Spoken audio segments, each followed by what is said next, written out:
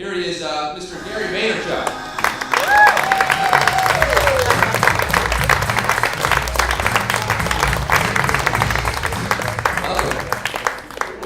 Just got back from a vacation. It's been a pretty crazy week for you, right?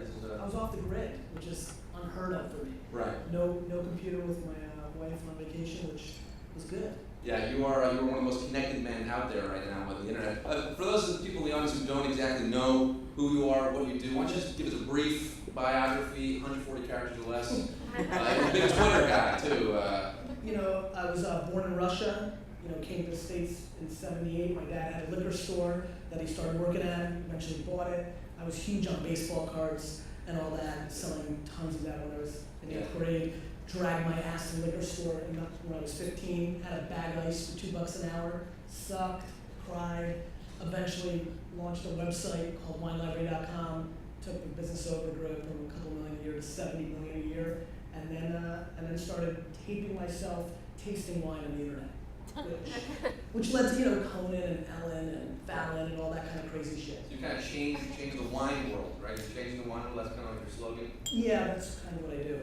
And now it's well, it sounds like just the fact that you're wearing a Jets hat and jersey. I don't think I was going to wear a Wallace Wright jersey, but he just signed with the Panthers. I still got my winter bed jersey at home.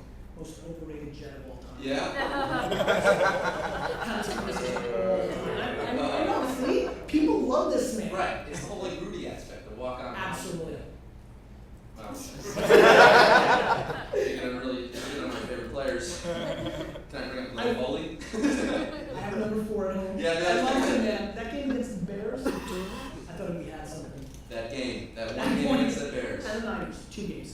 Right. That was it. That was a great game, guys.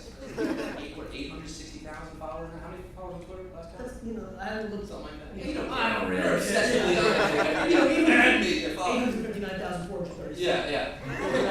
You're crushing it. Why don't you explain, for those people like me who've forgotten how to read, what is crushing it so we don't buy the book? It's like, you definitely should. No, don't buy the book. The audiobook is way better anyway.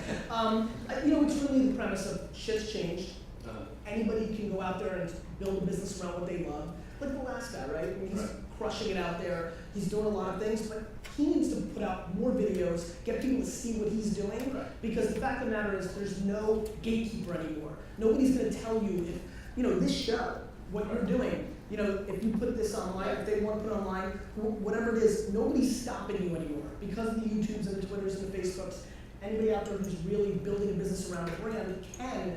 And that's completely game-changing because 15 years ago, there was people making those decisions on who was going to be on TV or in the newspaper or in a magazine. So to me, crushing it is building a business around the thing you love the most. For me, it was wine. And I sat in my office in New Jersey, taped me drinking wine for 20 minutes a day, and it led to a ton of shit for me. Sounds like a pretty good deal there, yeah.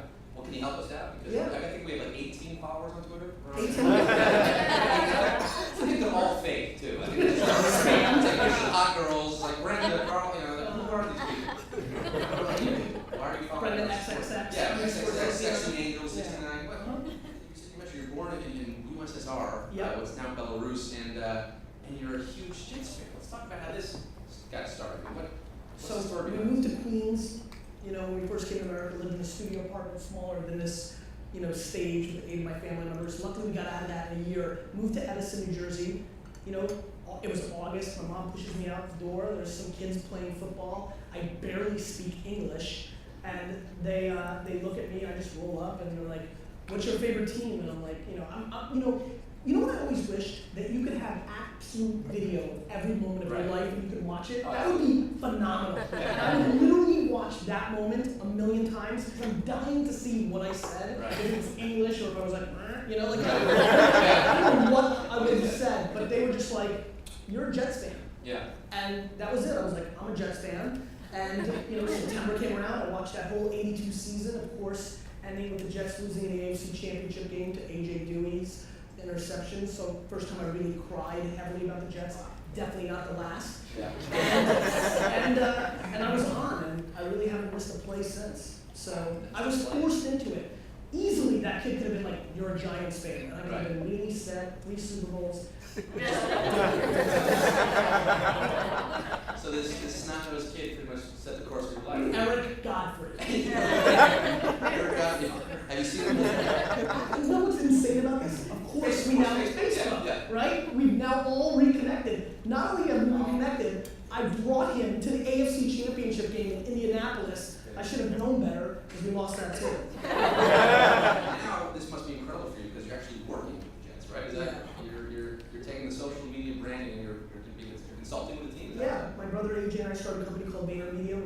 consulting. We're going to work for the NHL and the Nets, which was an interesting challenge. You're but responsible for we're all 9 wins. We're responsible. Yeah. But the Jets has been a lot of fun, obviously, for us because we're obsessed, right? I mean, we don't, we get a backup come in and meet with us and we're like, Yeah. Jets. Eric Ainge. Eric, Yeah. number 10, don't sleep. Hey, Don't sleep. Yeah. He was supposed to be on our show last month. Is that right? That's right, but the snowstorm got Here's a fun fact about Eric Ainge.